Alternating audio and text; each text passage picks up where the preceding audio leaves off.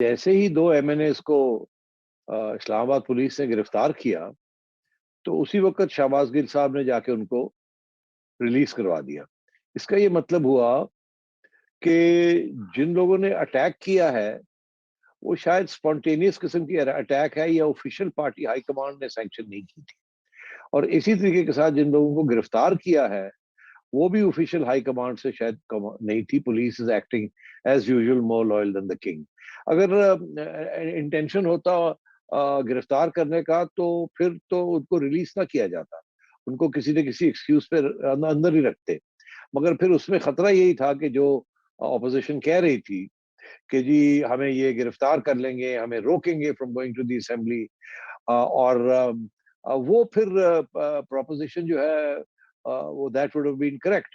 اور اگر وہ کریکٹ ہوتی تو وہ تو بہت بڑی کرٹیسزم سینسر ہوتا حکومت کا, کیونکہ حکومت یہ کہہ رہی ہے کہ ہمارا بالکل کوئی انٹینشن نہیں ہے کسی کو روکنے کا, اور یہ تو پھر پروف ہو جاتا of what the opposition is seeing.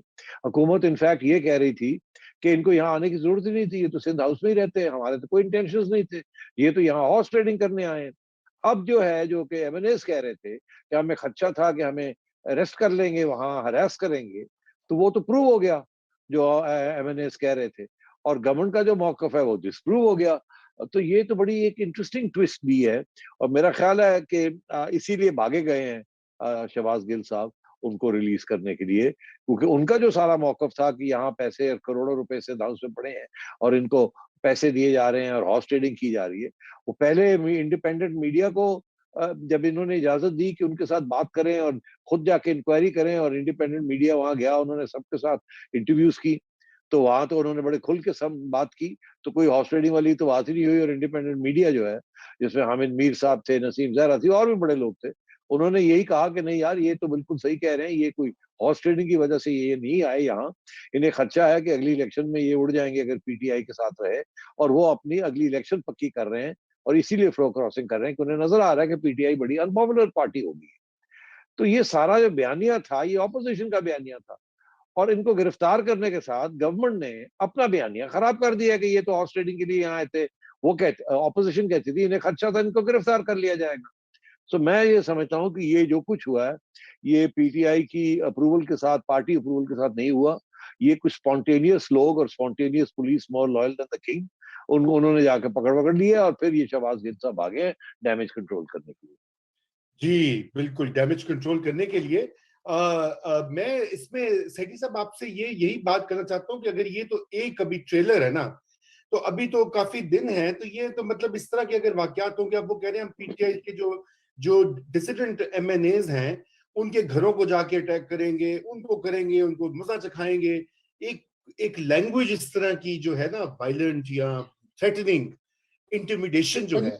Punjab کے مختلف شہروں میں یہ کوئی 50-100 لوگ اکٹھے ہو کے ان اراکین قومی اسمبلی کے گھروں پر انہوں نے گالم گلوچ کی, نعرے بازی کی, جس کے بعد رانا ثناء اللہ نے کہا کہ یہ تماشا بند کریں ورنہ ہم اس کا جواب دے سکتے ہیں.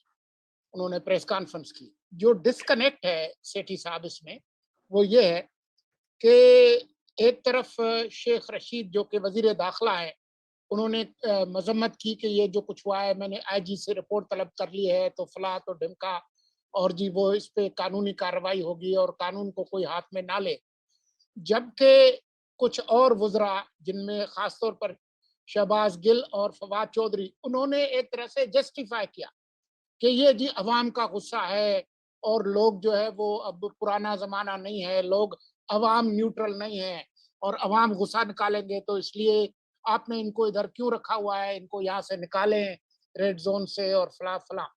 تو ایک ڈسکنیکٹ ہے اس پورے معاملے میں. نہیں, ڈسکنیکٹ نہیں ہے. میں آپ کو بتاؤں کیا ہو رہا ہے. دیکھیے میں سمجھتا ہوں کہ جو گرفتاریاں ہوئی ہیں وہ پولیس نے کی ہیں, اور یہ گرفتار کرنے سے پہلے ضرور کہیں نہ کہیں سے اپروول لی ہوگی. اب کیا پی ٹی آئی سے اپروول لی یا ہائی کمانڈ سے اپروول لی, یا دو کو گرفتار کر کے چھوڑنا یہ کوئی سوچی سمجھی سازش تھی, میں سمجھتا ہوں شاید یہ نہیں تھی. مگر یہ جو ہے نا جو اٹیک ہوئی ہے یہ بڑی انٹرسٹنگ ڈیولپمنٹ ہے. یہ صرف اسلام آباد میں نہیں ہوئی, सिंध हाउस से। ये आप अभी बता रहे हैं कि पंजाब में भी कुछ पीटीआई के एमएनएस के घरों के बाहर 30-30, 40-40 लोग, 10-10, 20-20 लोग गए हैं वहां।